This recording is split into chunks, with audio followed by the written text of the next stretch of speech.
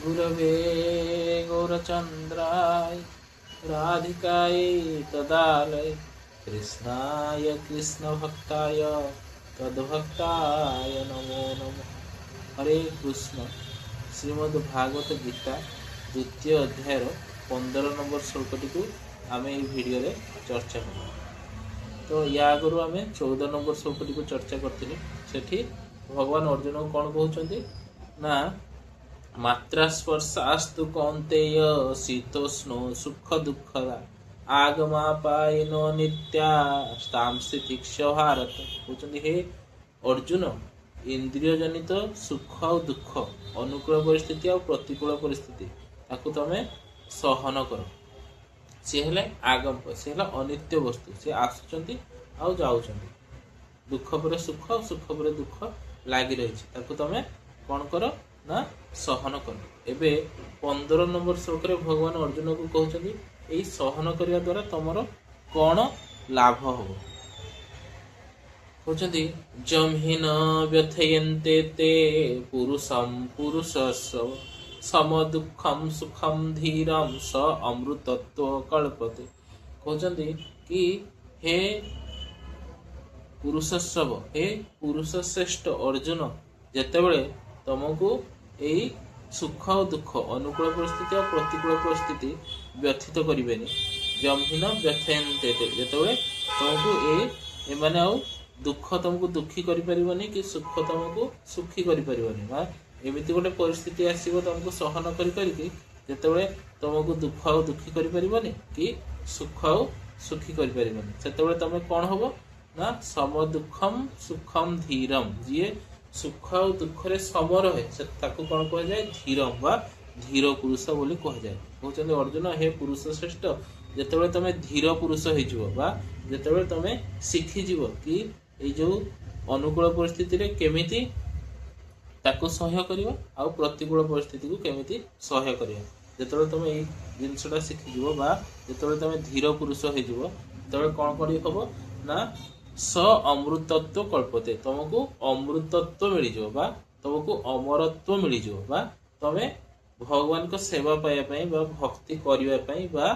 तमे मुक्ति होवा पई योग्य हे जिवो। जेमिति हमर मेडिकल पाया कि कौन सी गोटे जिनस पाया तार गोटे मिनिमम रिक्वायरमेंट अच्छी बा सब तुमको डॉक्टर होगा अच्छी तो तुमको मिनिमम नीट एग्जाम देकी क्वालिफाई करा पड़ो तुमको आईटी रे पढ़ार अच्छी तुमको आईटी तार एग्जाम अच्छी से क्वालिफाई करा पड़ो सेमती भक्ति करने मुक्ति पायापाई भगवान को पायापाई अमर होगापाई मिनिमम रिक्वायरमेंट है कौन ना धीर पुरुष हुआ दुख और सुख को सहन करवा शिखा। तो ये धीर पुरुष हेले केमिति हम माने धीर पुरुष हेले से केमिति भगवान को पाइबार योग्यता हुए कारण ये धीर पुरुष ही केमिति प्रतिकूल परिस्थिति रे निजर उन्नति करिवो अनुकूल परिस्थिति रे केमिति से अनुकूल परिस्थिति को भगवान को सेवारे यूटिलाइज करिवो सी ही करि पारे सी शिखि पारे। यदि जड़े अनुकूल समय रे बहुत खुशी है आउ से अनुकूल परिस्थिति को एंजॉय करिवारे व्यस्त हो गला बा भोग करिवारे व्यस्त हो गला ताले से परिस्थिति रे निजर सुख रे ही व्यस्त हो गला सी आउ भजन करिया को समय दे परिबो नै बा सी भगवान को सेवा करिया को समय दे परिबो नै। सपोज जड़े बहुत पैसा पाई गला तो से खुशी है कि निजर घर करिवार लागला धीरे धीरे सही पैसा को बढ़ेबार लागिथबो। बहुत धनी लोक अच्छा जो मैंने से पैसा केमी बढ़ो से पछरे चल चली से कोटिपति करोड़पति हो गला कि तथापि से पैसा पछरे ही दौड़ी से पैसा को केमिति भगवान को सेवा यूटिलाइज करके यही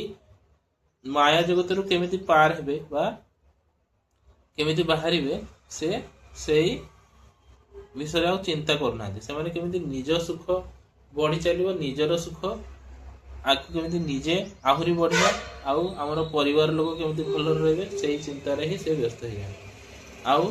किंतु जो मैंने धीर पुरुष से मैंने कौन करेंगे कि पैसार प्रॉपर यूटिलाइजेशन केमती हो पार से विषय चिंता करेंगे केमिति ये पैसा को भगवान को सेवार यूज करी केमिति ये पैसा को सोसाइटी सेवार यूज करी से विषय से मैंने चिंता करेंगे। ये धीर पुरुष ही करें जो मैंने अस्थिर जो मैंने सुख रे बहुत सुखी हो जाते से मैंने ये जिनसा को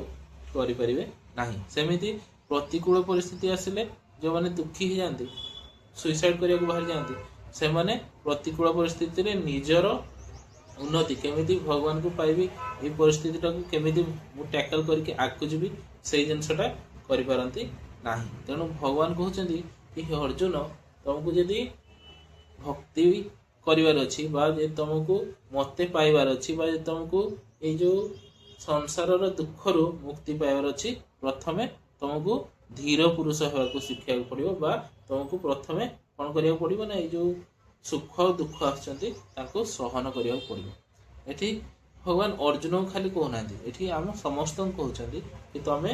ଭକ୍ତିରେ ଆଗକୁ ଯିବାକୁ ଯଦି ଚାହୁଁଛ ବା ଯଦି ତମେ ମୁକ୍ତି ପାଇବାକୁ ଚାହୁଁଛ, ପ୍ରଥମେ ଧୀର ହୁଅ। ହରେ କୃଷ୍ଣ।